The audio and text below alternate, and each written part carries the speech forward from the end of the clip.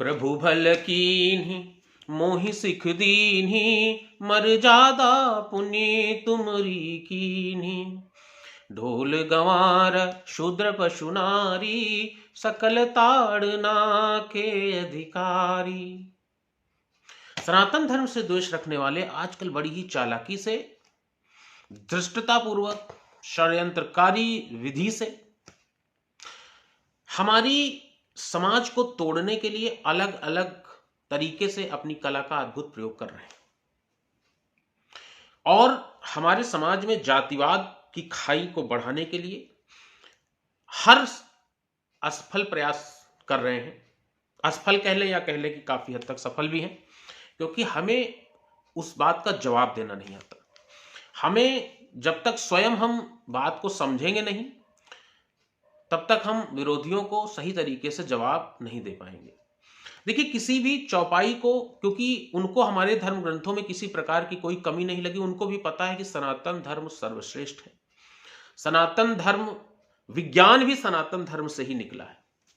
सनातन धर्म वैज्ञानिक नहीं बल्कि विज्ञान भी सनातन धर्म से ही निकला है। और सनातन धर्म में कही गई बातों, वेदों में, पुराणों में कही गई बातों को ही आज विज्ञान अपने तरीके से पुष्ट करके खुद में संतुष्ट हो रहा है। तो जब तक किसी बात को हम संदर्भ सहित नहीं समझेंगे कि यह बात किस परिप्रेक्ष्य में कही गई, किसके द्वारा कही गई, किन परिस्थितियों में कही गई, संदर्भ क्या था, तब तक उसका वास्तविक अर्थ कह पाना या समझ पाना मुश्किल है। और इसी बात का फायदा उठा करके विरोधी आक्षेप करते हैं, यहां तक कि अब उनको हमारे सभी धर्म ग्रंथों में कमियां नजर आने लगी हैं। वो धरती चपटी है पे कुछ नहीं बोलते, वो पवित्र जल छिड़क करके लोगों का पागलपन और भूत पिशाच भगाने की जो नौटंकी होती है उस पर कुछ नहीं बोलते। लेकिन सनातन धर्म के अकाट्य जो ज्ञान, जो शिक्षाएं दी गई हैं, उपदेश जो दिए गए हैं, उन पर वो बड़े ही चालाकी से उंगली उठाने का प्रयास कर रहे हैं। क्यों? क्योंकि हमें उसकी व्याख्या कहीं ना कहीं हम उसको जवाब नहीं दे पाते। तो आम जन तक मेरी ये बात पहुंचे और हर व्यक्ति अपने धर्म के बारे में, विशेषकर इस चौपाई के बारे में आज के परिप्रेक्ष्य में जो चल रही है, इसका ज्ञान होना अति आवश्यक है। देखिए, रामचरितमानस गोस्वामी तुलसीदास जी ने अवधी भाषा में लिखी है। अवधी भाषा में प्रचलित शब्द होते हैं ताड़ना। अक्सर आप लोगों ने आम बोलचाल में सुना होगा, भैया हम तुम्हारी मंशा पहले ही ताड़ गए थे। क्या बात है भाई, बहुत देर से ताड़े जा रहे हो?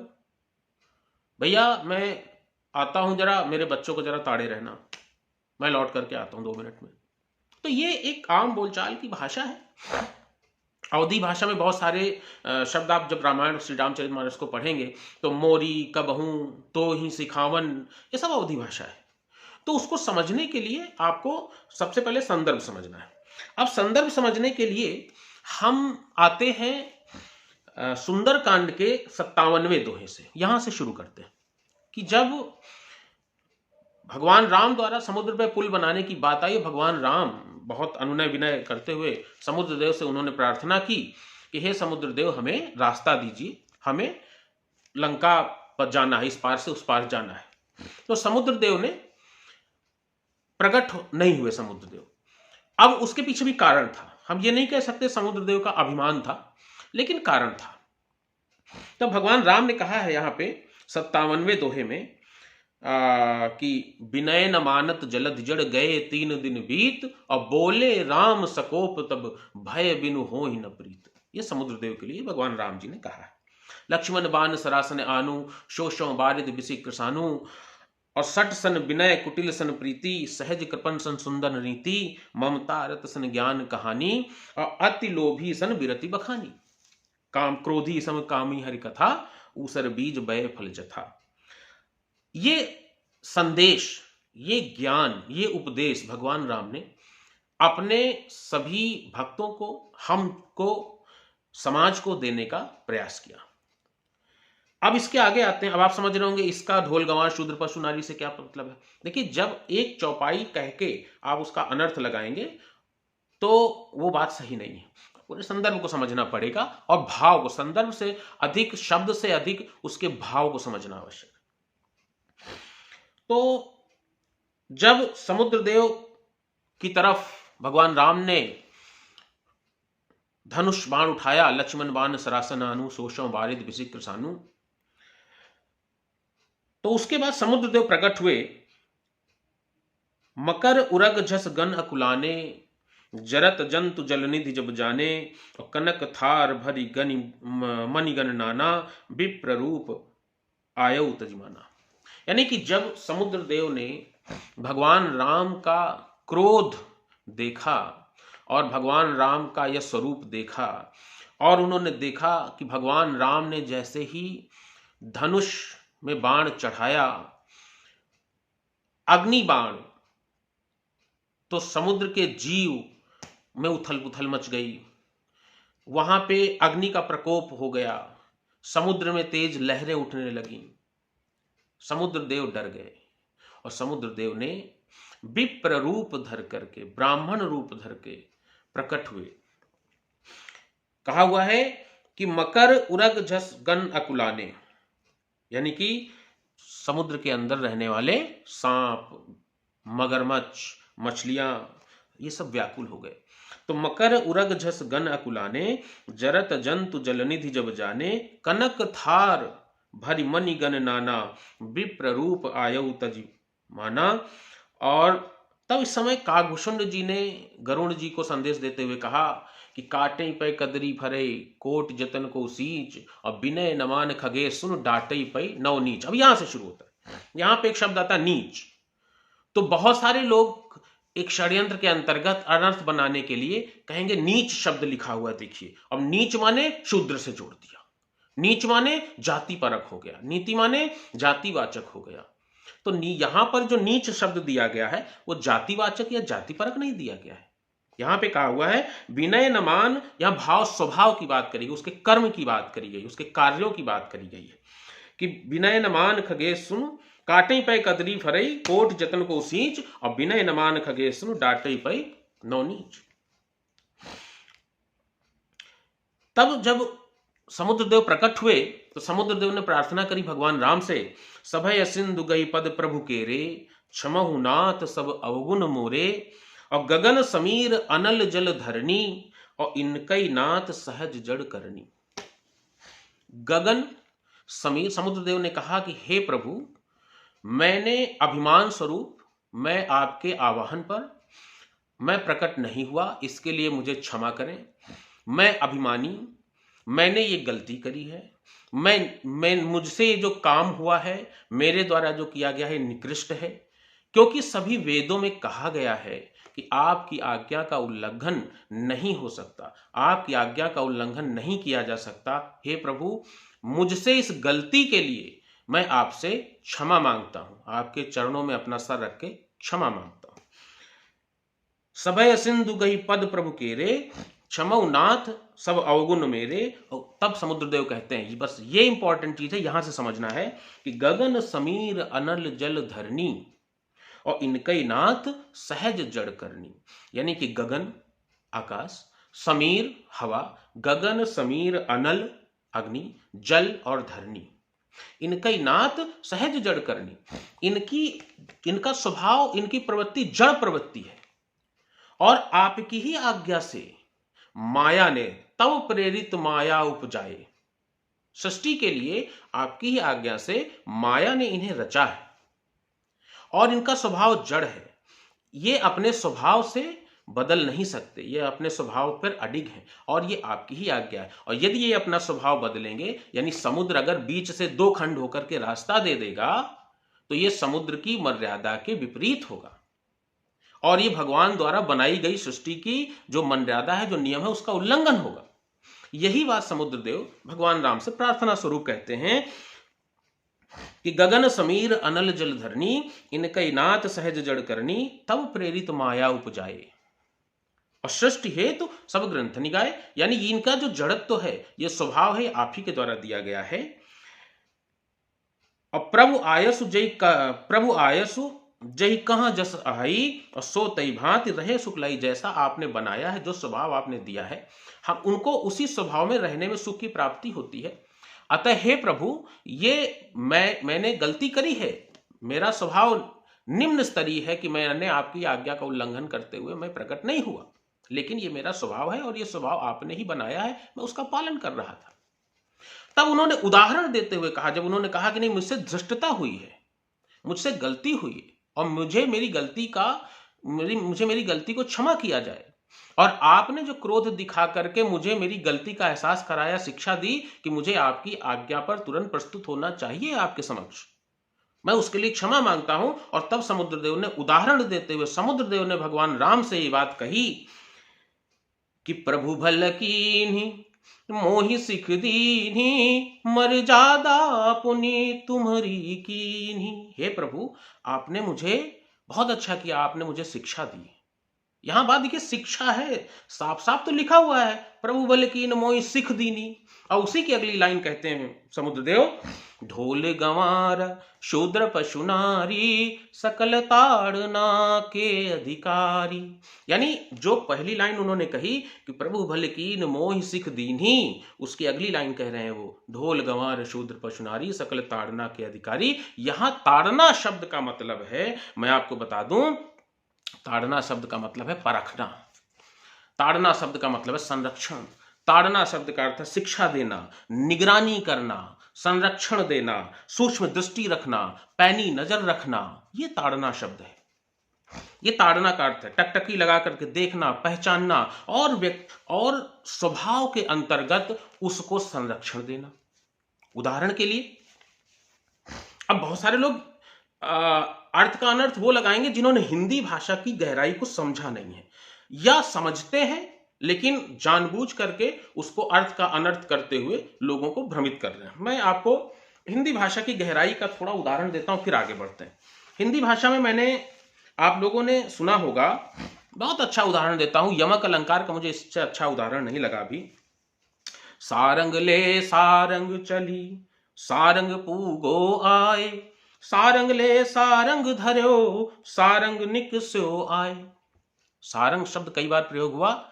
अब भैया समझते रहो, पहले तो अपना ज्ञान बढ़ाओ कि हिंदी एक इतनी समृद्ध भाषा है कि आपको उसके समझने के लिए समानार्थी शब्द, पर्यायवाची भाषा, अलंकार, इनको समझने के लिए पहले आपको अपनी बुद्धि विवेक को स्तर थोड़ा बढ़ाना होगा। अब पीएचडी की शिक्षा, पीएचडी का जो ज्ञान है, जो रिसर्च है, अगर हम उसको चौथी पांचवी क्लास के बच्चे से करवाएंगे, या चौथी पांचवी क्लास के बच्चे का जिसके पास ज्ञान है उसको पीएचडी की हम रिसर्च पढ़ने के लिए कहेंगे तो नहीं पढ़ पाएगा, तो उसका अर्थ का अनर्थ बनाना तय है। तो रामचरितमानस ग्रंथ, वेद, पुराण, गीता, महाभारत, इनको पढ़ने के लिए पहले अपना बौद्धिक स्तर बढ़ाएं विरोधी, तब हमसे बात करें। क्योंकि संस्कृत भाषा, हिंदी भाषा, समृद्ध साहित्य, उसके पीछे छिपा हुआ गूढ़ अर्थ, संदेश, ये समझ पाना सबके बस की बात नहीं है। अब इसका अर्थ निकालते रहिए। सारंग ले सारंग चली, सारंग पूगो आए, और सारंग ले सारंग धर्यो, सारंग निकस्यो आए। यहां सारंग शब्द का कई अर्थ है, यानी कि एक ही शब्द है और शब्द के भिन्न भिन्न अर्थ हैं। यमक अलंकार के बारे में शायद आपको ना पता हो, यमक अलंकार की परिभाषा होती है कि वह शब्द पुनि पुनि परे, अर्थ भिन्न ही भिन्न, वह शब्द पुनि पुनि परे, अर्थ भिन्न ही भिन्न, ये होता है यमक अलंकार। तो सारंग शब्द यहां कई बार प्रयोग हुआ है। अब उसका अर्थ समझिए, एक सारंग घड़े, एक सारंग का प्रयोग हुआ है घड़ा, दूसरा सारंग हुआ सुंदरी के लिए, यानी सुंदर स्त्री, सोने जैसे रंग वाली, कंचन रंग वाली सुंदर स्त्री के लिए एक सारंग प्रयोग हुआ, वर्षा के लिए दूसरा सारंग प्रयोग हुआ, वस्त्र के लिए, और तीसरा, और जो दूसरा सारंग है वो सरोवर के लिए।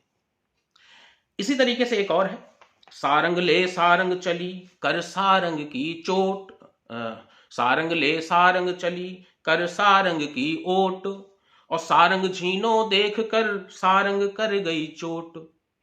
यहां पर एक सारंग, सारंग ले सारंग चली, सारंग माने दीपक, सारंग ले सारंग चली, दूसरा सारंग सुंदर स्त्री, और कर सारंग की ओट यानी पल्लू, साड़ी का पल्लू से ओट करके, यानी कि एक सुंदर स्त्री सारंग दीपक लेकर के पल्लू के ओट से सारंग झीनो देखकर सारंग कर गई चोट। और जो लास्ट आखिरी सारंग हुआ है वो हवा के लिए हुआ है, हवा से दीपक बुझ गया, क्योंकि जो पल्लू से ओट जो किया गया सारंग की ओट, तो वो झीना था, सारंग झीनो देखकर सारंग कर गई चोट। अब समझते रहिए इसका। बहुत सारे उदाहरण है। हरि हरि रूप दियो नारद को, तो एक शब्द के अनेक अर्थ किस जगह वो शब्द प्रयोग हुआ है, किस परिप्रेक्ष्य में प्रयोग हुआ है, ये हिंदी भाषा की समृद्धता है, ये हिंदी भाषा है। इसको समझने के लिए आपको थोड़ा सा और अपना ज्ञान बढ़ाना होगा। तो यहां जो ताड़न शब्द है, यहां ताड़न शब्द का अर्थ शिक्षा देना से है, संरक्षण से है, ना कि मारने पीटने से है। इस पूरे जो मैंने शुरू से लेकर के अब तक का जो प्रसंग बताया, इसमें ताड़न शब्द पे मारने का प्रयोग कहां हुआ है? भाई समुद्र देव भगवान से प्रार्थना कर रहे हैं कि प्रभु भले की मोहि सिख दीनी, तो शिक्षा से तो यहां साफ साफ लिखा हुआ है, मारना पीटना कहां लिखा हुआ भाई? तो अर्थ का अनर्थ क्यों कर रहे हो, क्यों जबरदस्ती की बात करते हो? दूसरी बात, अब आते हैं कि ढोल गंवार शूद्र पशु नारी का जो थोड़ा सा और व्याख्यान कर लेते हैं। बात आती है कि शिक्षा का प्रयोग हुआ है तो कैसे? ढोलक है, देखिए बड़ी अच्छी बात कि ढोलक को क्या पीटा जाएगा, क्या मारा जाएगा, क्या उसको प्रताड़ना दी जाएगी क्या? ढोलक प्रताड़ित करने से बचता है? कैसी मूर्खता की बात है भाई। ढोलक को बजाने वाला कलाकार, मैंने कहा ना, सीख देना, उसके स्वभाव को परख करके उसको निखारना, उसको संरक्षण देना, उसको परखना, पहचानना, उसके अनुरूप उसका व्यवहार को निखारना, ये है यहां पे ताड़न का मतलब। तो ढोलक है, ढोलक को बजाने वाला कलाकार जितना कुशल होगा, वो ढोलक में जितनी अच्छी थाप देगा, ढोलक की कला, ढोलक की जो धुन है, उसका जो स्वर है, वो उतने तेजी से अच्छे से निखर के सामने आएगा। और उसकी लय ढोलक की लोगों के कानों में, उसका संगीत जो होगा ढोलक का, वो लोगों के कानों को मंत्रमुग्ध करेगा, आकर्षित करेगा, तभी जब ढोलक को सिखाने वाला, ढोलक को बजाने वाला कलाकार अच्छा होगा। तो यहाँ पे ढोलक को प्रताड़ित करने से मतलब नहीं है, ढोलक के स्वभाव को, ढोलक की को पहचान कर उसको कैसे उससे सुंदर संगीत निकाला जा सकता है, इसके लिए ढोलक का उदाहरण दिया गया है। गंवार, अब गंवार माने कम चंचल लोग, सीधे साधे लोग, अशिक्षित कह सकते हैं, अशिक्षित, सीधे साधे, जिनके अंदर चालाकी नहीं है, या जिनको अपना जीवन सुचारू रूप से जीने की कला नहीं आती, चलिए मूर्ख समझ लीजिए। तो हमारा दायित्व है, हमारे धर्म में, हमारे ग्रंथों में हमको यही शिक्षा दी गई है, परोपकार, हमको यही शिक्षा दी गई है कि असहाय की मदद करना, सहायता करना। तो हमको ये कहा जा रहा है, आपका ये कर्तव्य है कि आप अपने गंवार व्यक्ति के स्वभाव को पहचानते हुए उस व्यक्ति को शिक्षित करें, उसको जीवन सुचारू रूप से उसका कैसे चल सकता है, इसमें उसकी सहायता करें, क्योंकि वो कम चंचल है, आज के जमाने के हिसाब से उसके पास बुद्धि विवेक नहीं है, अविवेकी है। तो ये हमारा कर्तव्य है, हमारा दायित्व बनता है कि उसको हम संरक्षण दें, उसको शिक्षा दें, उसको जीवन को सुचारू रूप से चलाने में उसकी सहायता करें। शूद्र, अब बात आती शूद्र पे, जिस पे बवाल खड़ा होता है। शूद्र, यहां पर जाति परक शब्द का प्रयोग हुआ ही नहीं है।